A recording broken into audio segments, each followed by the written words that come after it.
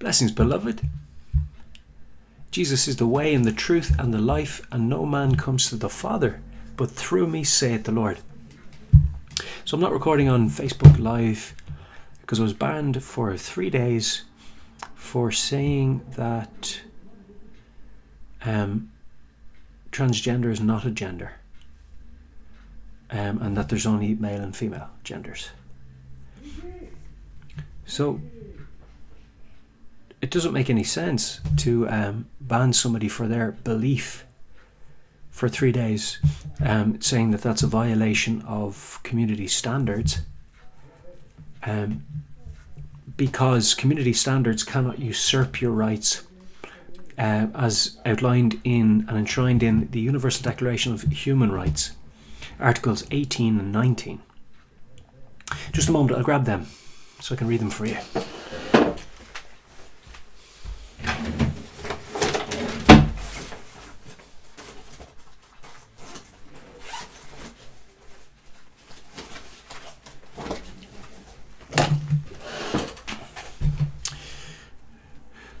Because you cannot be discriminated against on the basis of your worldview. You cannot be hindered or have your rights removed for your worldview. So being that the Bible clearly states that there is but two genders, male and female, he created them. It says in Genesis. So it is therefore a Christian worldview to say that there are only two genders. So when people come against the Christian for stating that, what they're doing is they're engaging in anti-religious activity, which is criminal activity.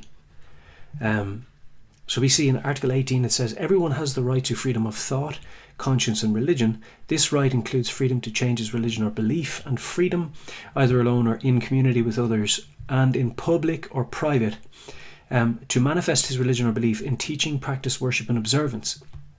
Article 19. Everyone has the right to freedom of opinion and expression. This right includes freedom to hold opinions without interference, and to seek, receive and impart information and ideas through any media and regardless of frontiers. Okay, good. So that covers the... Yeah. So if I just want to make a simple statement like, I don't believe transgender is a gender, I mean, it's a recent construct. It's not something that has always existed. So it's not unreasonable then to say that you don't view it as a gender, because genders are something that are observed based on the genitalia of the person. So like at birth, the doctor will say, well, it's a boy or it's a girl. They don't say it's a transgender. So it's not then untrue to say that according to the Christian worldview, we only believe there are two genders, male and female, because we can also empirically evidence that. So then when social media platforms come on and say this is against our community standards, their community standards can't usurp the rights of the person engaging their service, whether the service is free or not. So they also cannot have a condition of policy or a condition of engagement that purports to remove your freedoms or your human rights, as declared in the Universal Declaration of Human Rights or in your local constituency. So like if a business comes into your country, they have to abide in their policies to the local laws. So the same is true to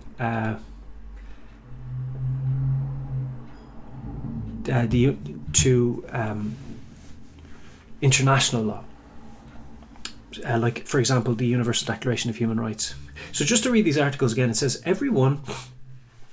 Oh yes, and it does say in Article 16, confirming that there are two genders recognised in the Universal Declaration of Human Rights. It says men and women of full age, without any limitation due to race, nationality or religion, have the right to marry and to found a family. They are entitled to equal rights as to marriage, during marriage and at its dissolution. See, it says men and women.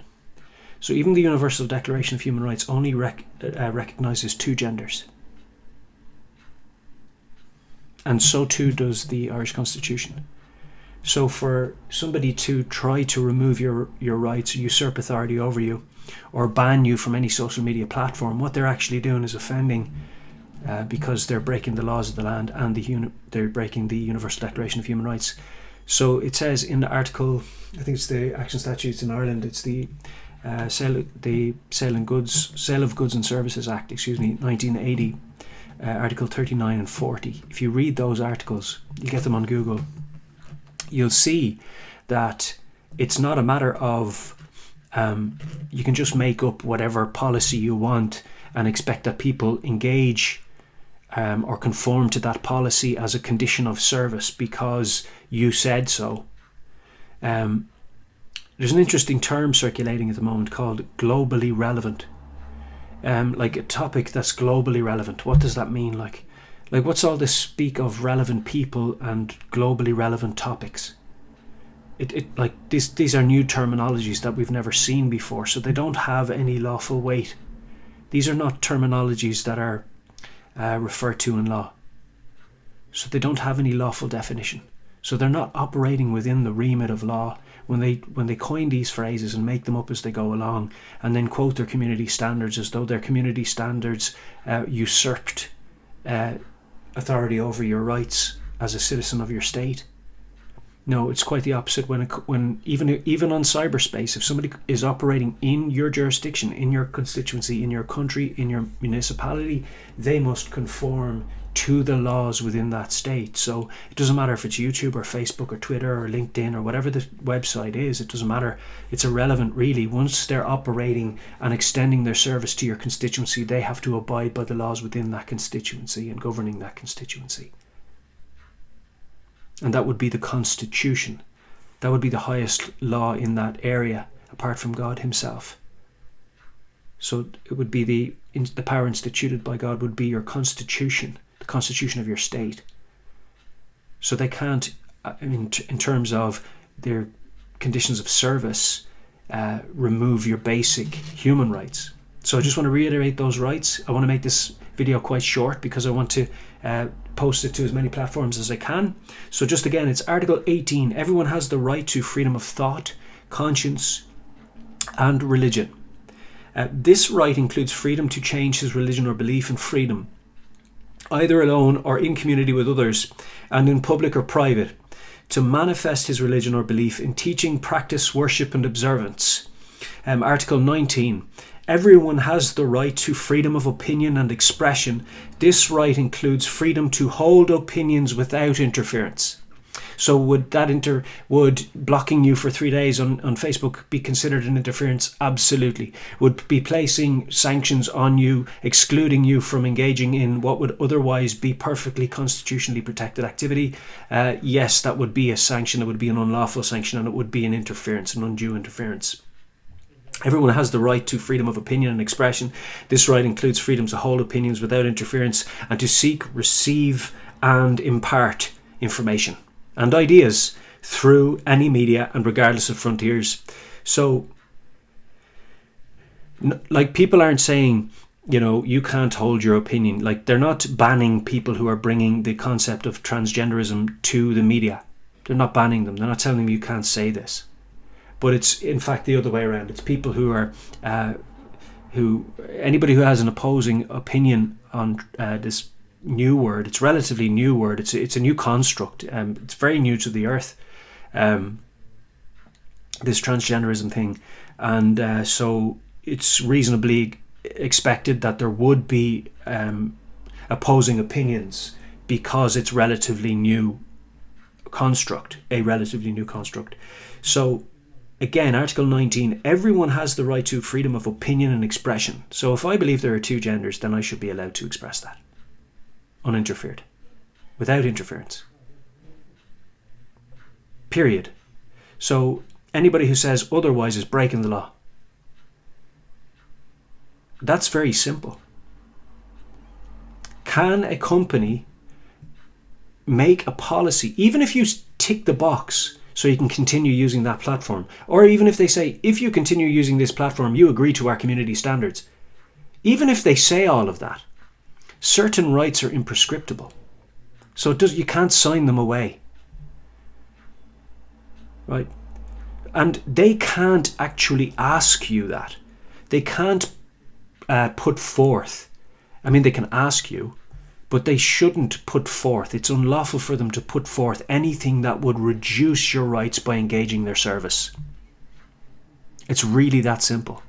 So if they profess to be able to reduce your rights simply by offering you a service, they're breaking the law. It's just another way of breaking the law. It doesn't matter whether you agree with it or not. They're still breaking the law by asking you to agree with it as a condition of their service. Do you see how that works? So everyone has the right. I just want to repeat this one. This is Article 19 of the Universal Declaration of Human Rights. Everyone has the right to freedom of opinion and expression. This right includes freedom to hold opinions without interference and to seek, receive and impart information and ideas through any media, and regardless of frontiers. See this very specific terminology? So this would cover your YouTube, your Facebook, your Twitter, anything. If they want to offer a service, they have to comply with the law. And if they're doing anything else, they're breaking the law. It's really that simple. Receive and impart information and ideas through any media and regardless of frontiers. So blessings, beloved. Jesus is the way and the truth and the life, and no man comes to the Father but through me. You probably know that I'm a Christian, based on what I've just said. So we believe there are two genders, as it's stated in Genesis. If you read Genesis, it says God created man and woman. Male and female, he created them. And that is the same with all creatures. There's a male and a female. So this is what's scientifically observable. If they're now telling us we can't make statements that are empirically evidenced, well, what's happening? What's going on? Why can't we make statements without interference, without being deplatformed and sanctioned? This is wrong. This is a basic usurpation of powers. This is unlawful activity that shouldn't be condoned or permitted. And people who are speaking out against it, who know their rights, are being silenced, and it's gross. So we need to continue to speak out about it, and do so in love. I mean, do so meekly, gently, in love. Just keep repeating the same thing. These are our rights. They don't have a right to remove our rights and our freedoms to give our opinion. I mean, I watched a thing on Facebook, and there was a man there dressed up as a woman, and somebody was sitting beside him, and there was an interview going on, and he said something. I can't remember what the man said, but the man who was dressed up as a woman put his hand on him and said, if you say something like that again, you're going home in an ambulance. And I kind of thought, this is a spirit of violence operating there. The man's just talking.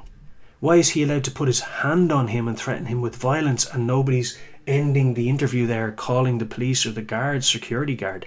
There was a threat of physical violence to that man in the middle of an interview on TV, and he just kept his hand there, and nobody said, whoa, that's out of line, that's out of order, except the man whose shoulder was being touched without his consent. So I think he expressed that he was feeling uncomfortable, and rightly so. His personal space was being invaded, and he didn't consent to it. That in and of itself is it's assault and battery, especially with a threat of violence. That's actually hate speech.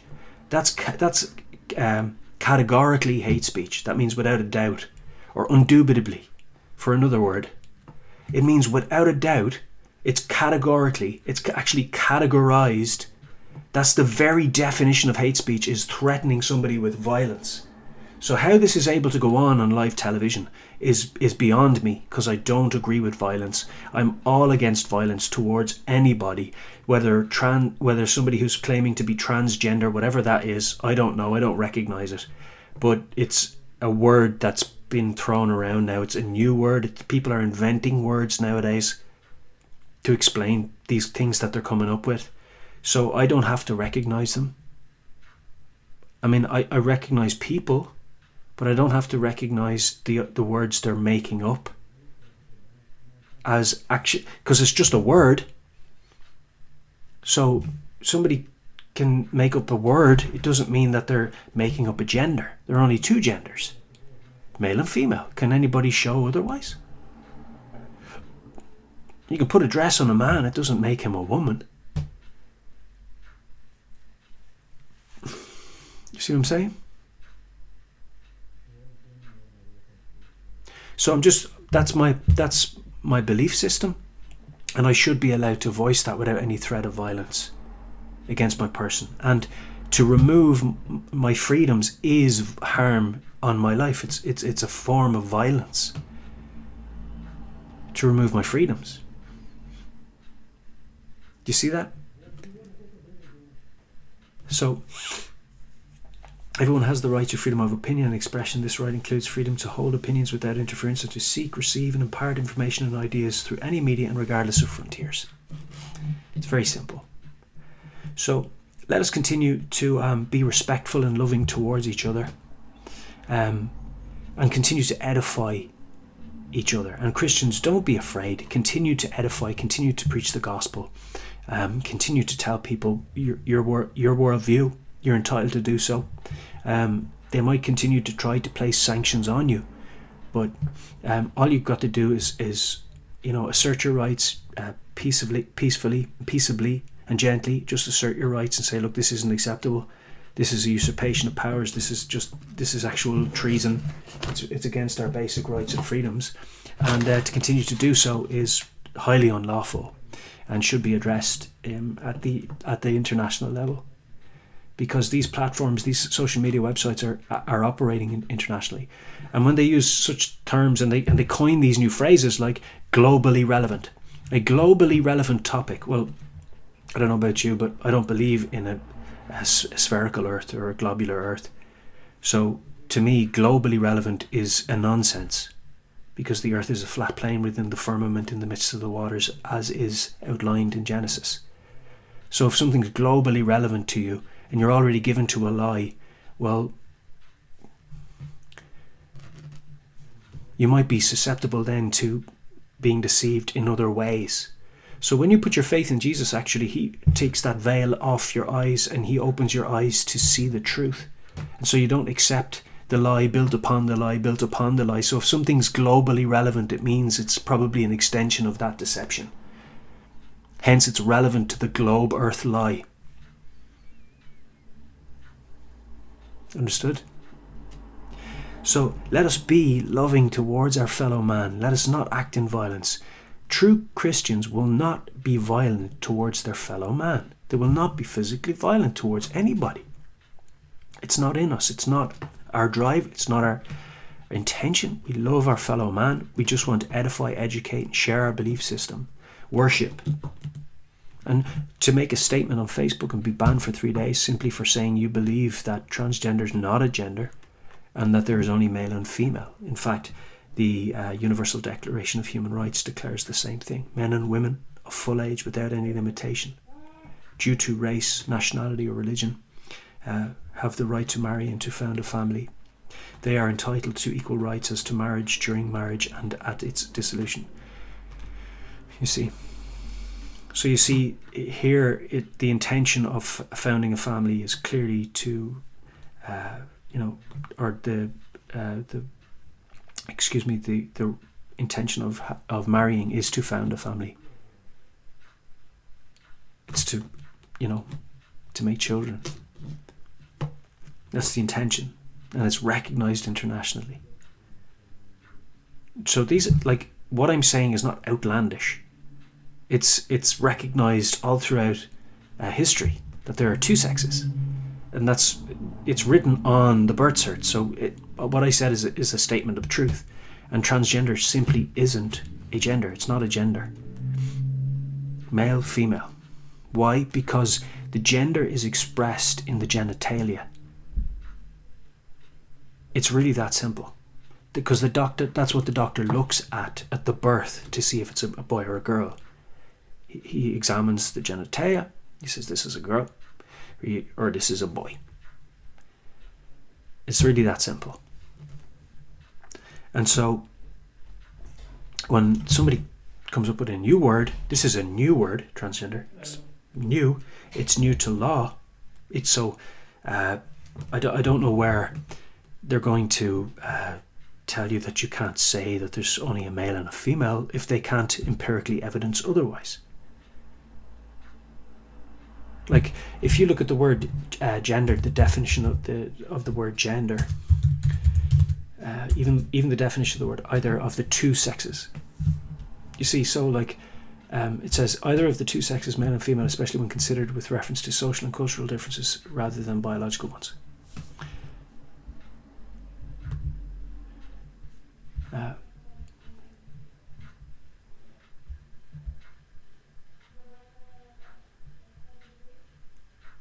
See? So it says here gender, either of the two sexes, male and female. That's it. And so when I state that, that's a statement of fact. Why is that a statement of fact? Because it's been empirically evidenced.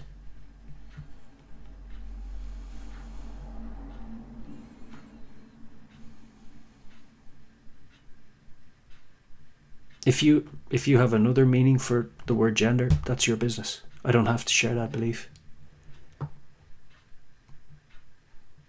I simply don't have to share that belief. So long as I'm not threatening you with violence, why would my statement be harmful to you in any way? But this people dressing up as women, men dressing up as women on TV, are threatening with violence the people they're actually having the interview and the discussion with. So that just shows the spirit behind this movement is violent. So we need to help people as Christians. We need to encourage them to seek Jesus, to come to him, to put their faith in him, because he will deliver them from whatever their sin is in their life. He will. But once a person humbles themselves, repents of their sins, and comes to him in humility. Amen. The Bible says, "For God so loved the world that he gave his only begotten Son, that whosoever should believe in him would not perish but have everlasting life." Blessings, beloved.